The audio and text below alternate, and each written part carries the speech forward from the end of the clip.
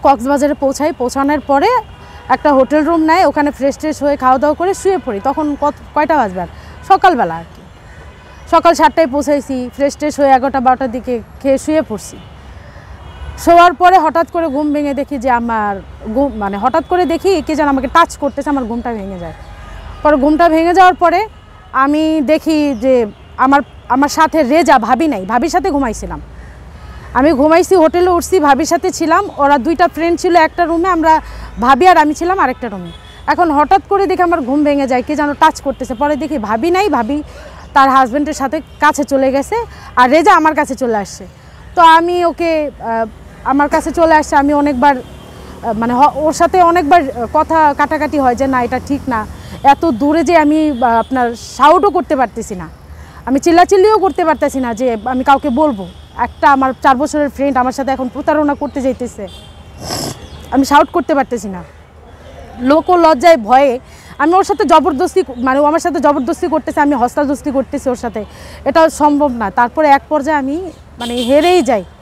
এক পর্যায়ে আমি হেরে যাই, ওর সাথে ও আমাকে রেপ করার পর আমি প্রচুর কান্নাকাটি করি।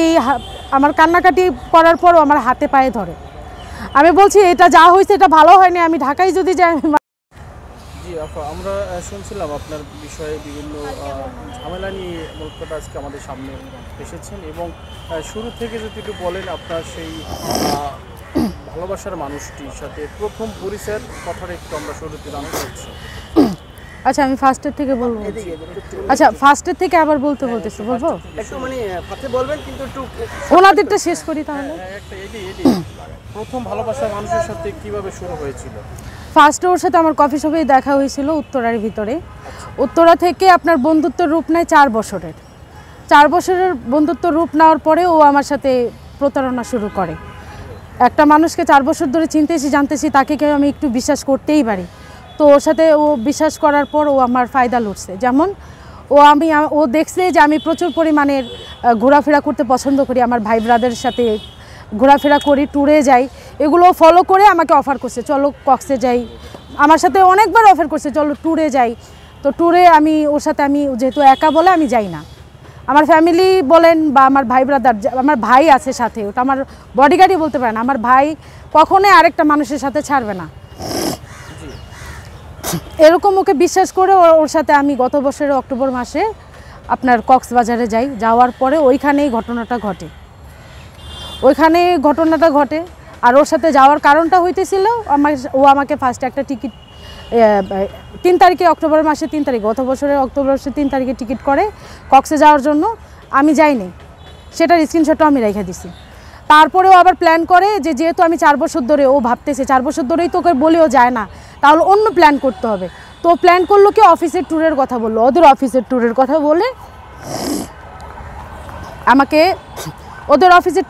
বলে আমাকে নিয়ে যায়, কক্সে নিয়ে যায়। ওদের ওর সাথে থাকে হচ্ছে ওর একটা কলিগ থাকে, আর একটা কলিগের ওয়াইফ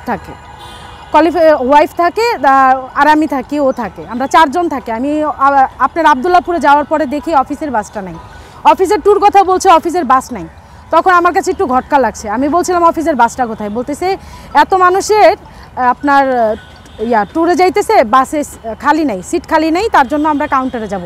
এই যে আমার অফিসের কলিগ, আর এটা হচ্ছে তার ওয়াইফ, আর তুই আর আমি। আচ্ছা ঠিক আছে, আমরা 4 জনে পরে কক্সে গেলাম। কক্সে যাওয়ার পরে সকালবেলা আমরা কেস করব, মামলা করব। আমাকে এটা শোনার পর তাৎক্ষণিক আমাকে বলে যে ঢাকায় তোমার মামলা টামলা করা লাগবে না, আমরা ঢাকায় যেয়ে বিয়ে করব।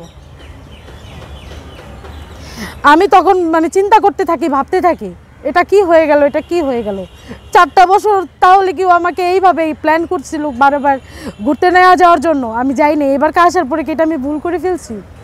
আসলে আমি ভুল করে ফেলছি। সেদিন আমার যাওয়াটা উচিতই ছিল না, ওর সাথে বিশ্বাস করাটা অ্যাকচুয়ালি উচিত ছিল না। 4 বছর পরে ঘুরতে গিয়েছি, 4 বছর পরে গেছি আমি, 4টা বছর ওর সাথে আমি যাই নাই। শুরুটা আসলে কার মাধ্যমে পরিচিত হয়েছিলেন? আমাদের এলাকার কফি শপে কফি খেতে খেতে, চায়ের দোকানে, একই এলাকা তো, উত্তরায় থাকতো, আমরাও থাকতাম একই এলাকায়। চা খেতে খেতে কথা, এক টেবিলে বসলে একটু কথা হয় না, একটা কথা বললে আরেকজন বলে হ্যাঁ ঠিক বলছেন, এরকম পরিচয় আপনার এলাকার ভিতরে। ওইটাই 4 বছর বন্ধুত্বের রূপ নেয়। 4 বছর আমাকে অনেকবার বলছে ঘুরতে যাওয়ার জন্য, আমি যাইনি। পরিবার কি এই বিষয়ে কোনো জানিয়েছিলেন বন্ধুত্ব বা? এখন তো আমার ফ্যামিলি সবই জানে। আচ্ছা, তারা কি পদক্ষেপ নিয়েছে? ওইটা বলি, ওটার বলার পরে আমাকে বিয়ের তাৎক্ষণিক আমি মামলা করবো বিধা তাৎক্ষণিক আমার বিয়ের প্রস্তাব দেয়। তারপরে আমি আপনার ঢাকায় আসি, ঢাকায় আসার পরে ও ওর বাসায় নিয়ে যায়, যে তুই তো আমার বাসা চিনোস না, অনেকবার বলছি আমার বাসায় আসার জন্য, ও চেরাকালি থাকে, তো ওর বাসা আমাকে চিনায়, ওই বাসায় আমাকে নিয়ে যায়, আমি বাসায় চলে আসি। আসার পরে 2 দিন পর পর ওর বাসায় আমাকে ডাকে, আমি বলতেছি না এটা না সম্ভব না, করবো আমরা বিয়ে শাদী করি। তারপর ও আমাকে বলতেছে এই বাসাটা চেঞ্জ করতে হইলেও আমাকে 2 মাস আগে জানাইতে হবে। তাহলে আমি জানাই দিই, তুই আমাকে একটু চিন, একটা বুঝ, আমরা একটা বাড়িতে উঠবো, আমরা একটু আন্ডারস্ট্যান্ডিং বাড়াই। ও আমাকে বরাবরের মতোই আমাকে চাপ দিয়ে ওর বাসায় নিয়ে যায়, ইমোশনাল ব্ল্যাকমেল বলেন, মানে যাই বলেন। তারপরে আমি এক পর্যায়ে ওর কথায় মায়ে পড়ে বলেন, যাই বলেন, ইমোশনাল হয়ে আমি মানে যেতে বাধ্য হই অলরেডি। তারপর ওখানে যাতায়াত আমার 6 মাস, 6 মাসের ভিতরে আমি প্রেগনেন্ট হয়ে যাই। প্রেগনেন্ট হয়ে যাওয়ার পরে আমি বাচ্চাটা নষ্ট করতে চাইনি। আমি আসলে বাচ্চা খুবই পছন্দ করি, আমি ওই বাচ্চাটা রেখে দিতে চাইছিলাম, ও আমাকে জোর জবরদস্তি করে বাচ্চাটা নষ্ট করায়।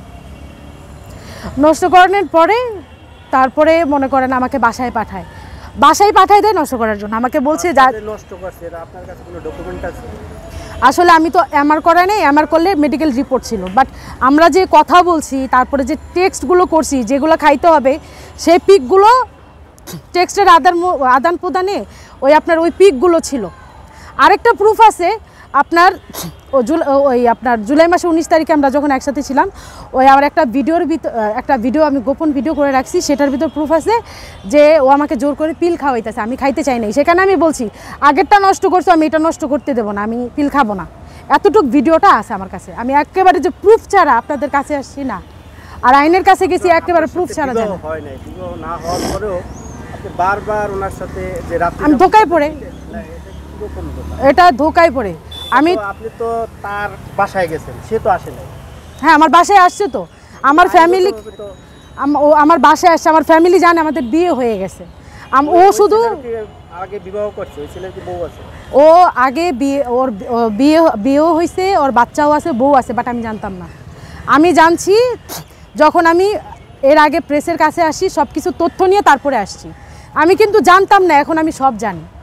4 বছরের সম্পর্কের ভিতরে একদিনও কি তাদের সাথে, ফ্যামিলির সাথে যোগাযোগ হয়নি আপনার? জানলেন না? না, একই এলাকায় থাকতাম তো, তারপরও জানলেন না, ওর ফ্যামিলির কারোর সাথে আমার কথাও হয়নি, বাট এখন হইতেছে, এখন মাঝে মাঝে কথা হইতেছে যে আপনার ভুল নাই যে আপনি 4 বছর যার সাথে ভালোবাসার সম্পর্ক করলেন, মানে আমি 4 বন্ধুত্ব ছিল, ওকে ভালোবাসা আমার কোনো প্রশ্নই আসে না। আচ্ছা, বন্ধুত্বের সম্পর্কের মাঝেও তো অনেক কিছু জানা যায়, যেমন ভালোবাসার সম্পর্কে কিন্তু এমনি মনে করেন বন্ধুত্বের সম্পর্কের মধ্যে অনেক কিছু বেশি জানা যায়, না মনে করেন মানুষ প্রকাশ করে না ভালোবাসার মানুষের কাছে, সেটা কিন্তু বন্ধুর কাছেও প্রকাশ করে।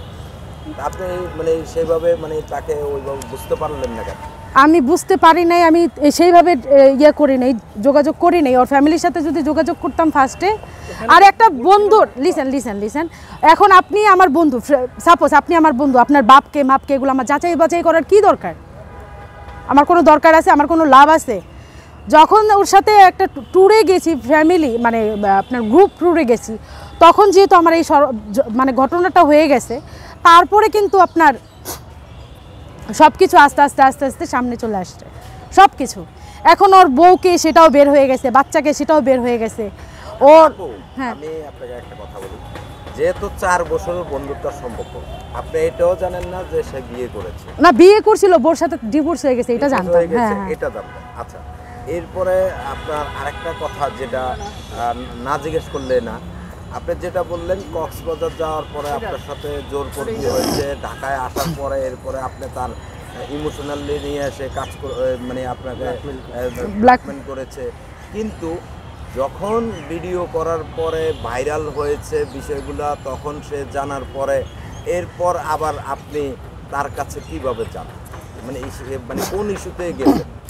যখন আমি প্রেসের কাছে আসি, ভিডিওটা ভাইরাল হয়, তখন ও আমাকে বলে সব কিছু ডিলিট করাও, যা হয়েছে, আমি আবার একটা নতুন বাসা নিয়ে আমরা এখন বিয়ে করে আমরা এখন ওই বাসায় উঠবো। বিয়ের কথা তো আপনাকে অনেকবারে বলে অনেকবার বলছে, ও টাইম নিছে। তো আমি যেহেতু একটা আমার যেহেতু একটা জিনিস হয়ে গেছে, আমি কি তাকে এখন আমার উপায় নাই, তো তাকে সে যতই সময় নেক সেই সময়টা আমার নিতেই হবে। এখন আমি হুট করে পুলিশের কাছে চলে যাব, ওইটা করব, এখন আমি এখন নিরুপায় হয়ে গেছি। ওর কথা, ওরকে বিশ্বাস করা ছাড়া আমার কোনো উপায়ই ছিল না। আরেকটা বিষয় হচ্ছে, যেহেতু আপনাদের বিয়ে হয় তাহলে আপনি দুইবার মানে বাচ্চা নিতে চেয়েছেন কিংবা বাচ্চা আপনি কনসেপ্ট করেছেন, মানে এই বিষয়টা কেমন হয় এটা একটু বলেন তো। বিষয়টা কেমন হইতেছে, যেহেতু ওর সাথে আমি আমার